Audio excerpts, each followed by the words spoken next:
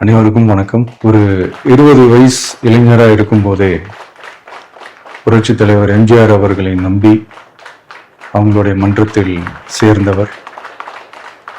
அந்த சின்ன வயசுலேயே எம்எல்ஏ என்ற ஒரு பெரிய பொறுப்பை ஏற்றவர். அதுக்கப்புறம் அவருடைய அந்த பயணத்தில் அந்த இயக்கத்தின் இருபெரும் தலைவர்களுக்கு ஒரு பெரிய நம்பிக்கைக்குரியவராக அரசியல் களத்தில் இருந்தவர்.